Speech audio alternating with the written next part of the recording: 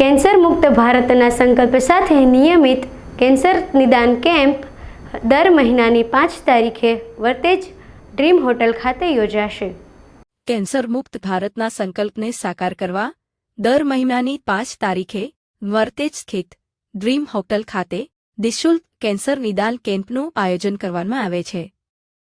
આ કેમ્પમાં દર મહિને આશરે 250થી વધુ દર્દીઓ લાભ મેળવી રહ્યા છે। દર્દીઓને નિઃશુલ્ક નિદાન સાથે જરૂરી દવાઓ તેમજ નિઃશુલ્ક ભોજનની સુવિધા પણ પૂરી પાડવામાં આવે છે।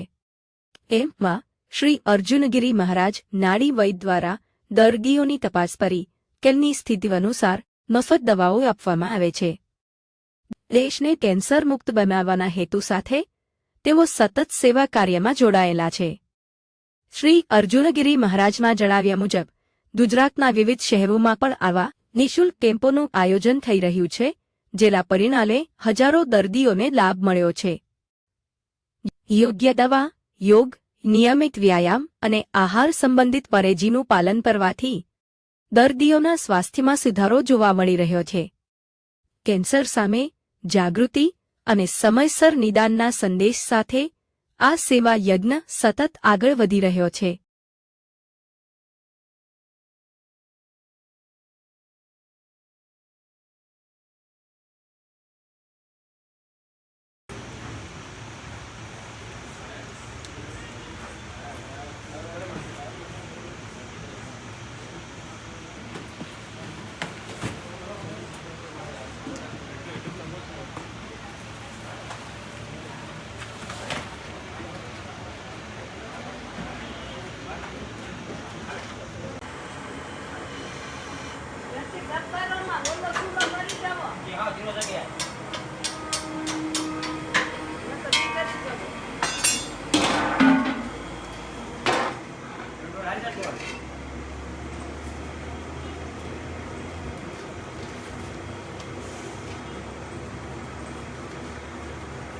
તમારા તબિયતમાં ખૂબ જ સારું છે બાપુ। ખૂબ જ સારું છે।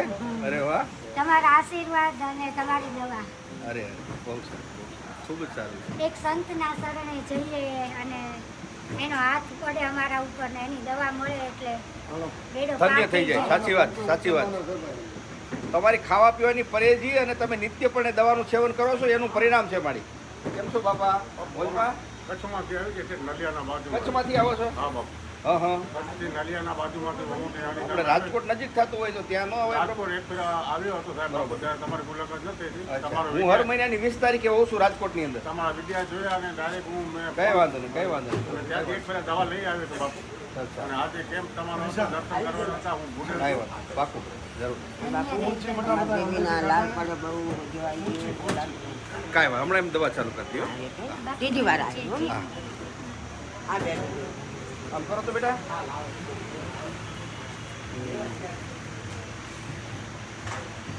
બોજો બોજો કઈ નહીં ખવાતું નહીં બાપુ કે બોલા લાલ બહુ તમારે શું થઈ ગયું?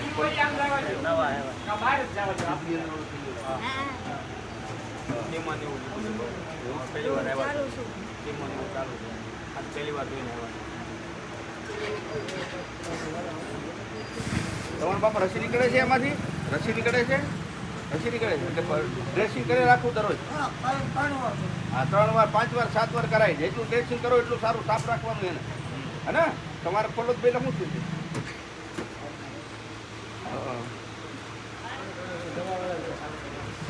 રસી નીકળે છે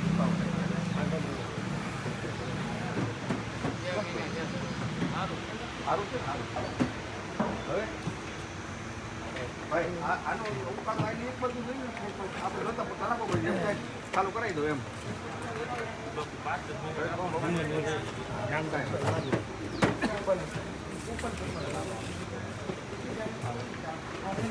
આ બાજુ લઈ લે।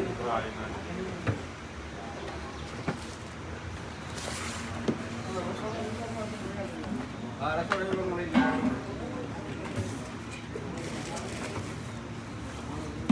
રવિરાજ, ક્યાં મૂક્યું તે દવાની થેલી? નાની બધાને મારા ઓમ નમો નારાયણ। આપણે હર મહિનાની 5 તારીખે અહીંયા ભાવનગર ડ્રીમ હોટલની અંદર કેન્સર કેમ્પનું આયોજન રાખવામાં આવે છે અને હરેક વખતે ગયા વખતે 200 આસપાસ દર્દીઓના નામ નોંધાયેલા હતા. આજે પણ એટલા જ દર્દીઓના નામ નોંધાયેલા છે. અહીંયા એક ત્રિવેણી સંગમ છે જેની અંદર ભોજન, ભજન અને ભક્તિ એટલે કે અમે જે કાંઈ સંન્યાસી સાધુ અને સનાતન ધર્મ સાથે જોડાયેલો અને અહીંયા ભોજનની પણ એક વ્યવસ્થા સારી એવી થાય છે. હરેક જગ્યા ઉપર કેમ્પો થતા હોય. કુલ ગુજરાતભરની અંદર મારા 13 થી 14 જગ્યા ઉપર કેમ્પ થાય છે. હું સનાતન ધર્મ સાથે જોડાયેલો સાધુ. મારો મકસદ એક જ છે કે હું ભારતને કેન્સર મુક્ત બનાવું. એના માટે થઈને અમે જે દર્દીઓને દવા આપતા હોય એકદમ નિઃશુલ્ક આપતા હોઈએ છીએ. અન્ય બીજી કાંઈ પણ દવાઓ જે સાથે લાવતા હોય છે એ દર્દીની રાહત પ્રમાણે એને દવા મળતી હોય છે.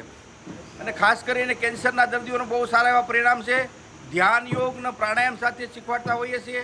અને જે કાંઈ આયોજક આ બધું કામ કરે છે એને અમે દિલથી સસાધુવાદ નમો નારાયણ કરીએ છીએ પ્રભુ.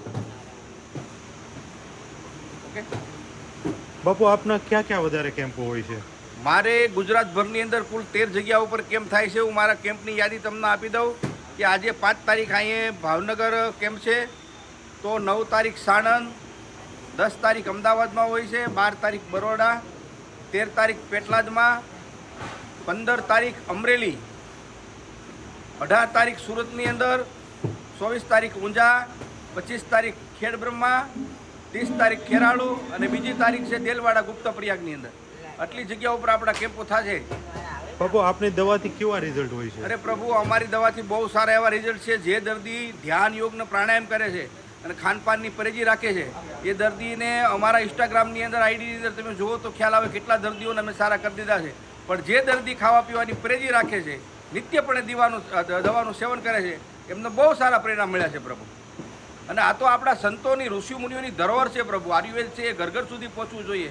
ખાન પીવાની પરેજી રાખવી જોઈએ, જેથી કરીને આપણે અમારે તો કાલે દેલવાડામાં એક નાનું બાળક હતું અને એને કેન્સર થઈ ગયું. આવડી મોટી ગાંઠ હતી. આયુર્વેદની તાકાતથી એ ગાંઠ પણ મટી ગઈ. આ તો ઋષિમુનિઓનું ધરોહર છે પ્રભુ. પણ આ બધા સેવાકી પ્રવૃત્તિઓવાળા જે કાંઈ કામ કરે છે એના થકી અમે અહીં સુધી પહોંચતા હોય પ્રભુ. અને અહીંયા તો વિચાર કરો 200 દર્દીઓને ભોજન પ્રસાદ દેવાતા હોય. આ જે સંગમ થાય છે અને આ જે કાંઈ સેવાકી પ્રવૃત્તિ થાય છે, ધન્યવાદ છે એ લોકોને કે જે આ બધી મહેનત કરે છે.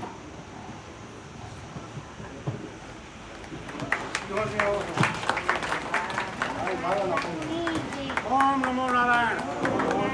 ઇન્ટરવ્યુ એમનો લઈ લે પાસે મામા અહીં તો ઇન્ટરવ્યુ લઈ લો.